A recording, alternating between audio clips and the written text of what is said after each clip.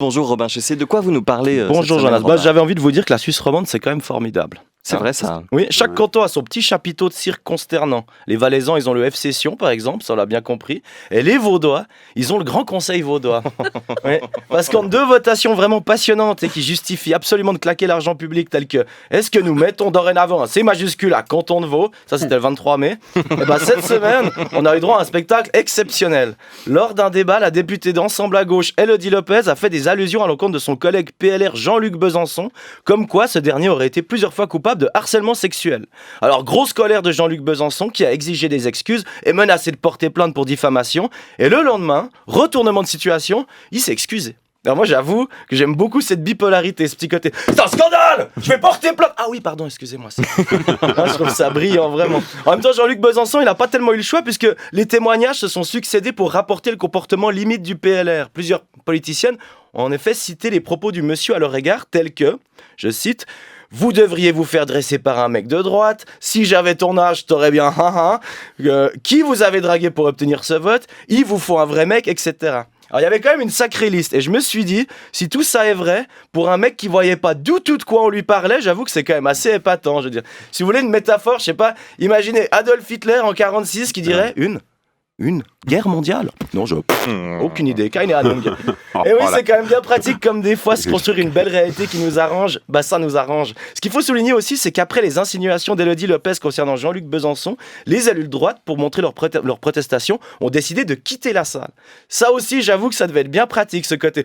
On est très fâchés. Ah ouais, on va en face, chez Antoine. Il fait d'excellents rips de porc. Voilà, on verra bien ce qu'on verra bien. C'est dommage ce spectacle qu'a donné le Grand Conseil aux yeux des autres cantons, parce que je veux dire, les Vaudois n'étaient déjà pas spécialement réputés pour être des spécialistes du romantisme.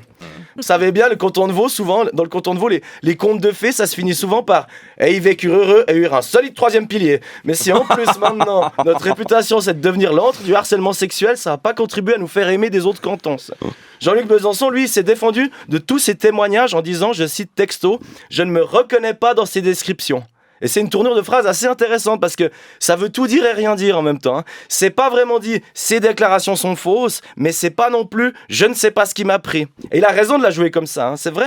Parce que les gens parfois, ils mettent les autres dans des cases. Et souvent, c'est eux qui gagnent. C'est impressionnant, Jonas.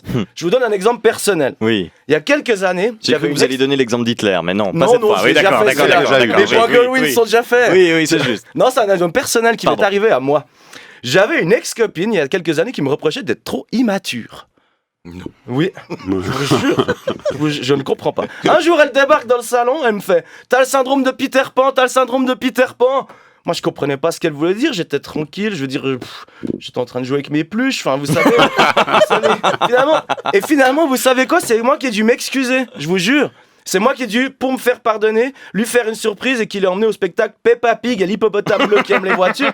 Et étonnamment, ça n'a rien arrangé. On s'est séparés. Elle devait être un peu folle, je sais pas. Comme quoi, on nous accuse de trucs parfois, je veux dire vraiment farfelus. Complètement. En tout cas, pour Jean-Luc Besançon, des voix à droite se sont élevées afin de dénoncer l'emploi du mot harcèlement sexuel pour ce qui ne serait que des plaisanteries. Je pense que tous les avis se défendent à ce niveau-là. J'avoue que de toute façon, moi, je trouve déjà que les blagues pourries, même sans connotation sexuelle, ça devrait être poursuivi par la justice. Hein. Des trucs comme Shakiri, Shaki pleure ou 2 pécables. Ça devrait être 2000 balles d'amende, c'est pas possible. Non, moi j'ai pas d'empathie. Mais il y a un moment où le fait que ce soit une blague ou pas, c'est plus vraiment la question. Vous voyez, c'est comme quand on dit d'un politicien, il dit pas que des conneries. Bon, bah ça veut dire qu'il en dit quand même. Hein. Je veux dire, c'est dans la phrase. Les compliments, c'est les compliments. Les phrases gênantes, c'est les phrases gênantes. Je veux dire, on a tous le bon sens pour faire la distinction. Et de nouveau, c'est pas parce qu'un propos a un sens positif pour celui ou celle à qui il s'adresse que c'est forcément gentil. Elles sont jolies vos chaussures, ça va, c'est un compliment. Mais ils sont jolis vos gigantesques nichons, ça va moins. Et pourtant, c'est 2 compliments, je suis d'accord. Mais les apparences sont trompeuses, comme beaucoup de choses dans la vie. Je veux dire, ça tient à notre bon sens. Pour prendre un exemple complètement autre, dans un bar à boire des bières sans alcool, paradoxalement, ça fait plus alcoolo que boire des bières. C'est pas logique, mais vous savez que c'est vrai. C'est le bon sens. Alors, mesdames, messieurs du Grand Conseil, de tout bord politique que vous soyez, n'hésitez pas à employer cette faculté formidable qu'est le bon sens. Et pas seulement en ce qui concerne le harcèlement, aussi pour le temps que vous prenez à choisir si on met des minuscules ou des majuscules à Canton. Merci Robin Chessé.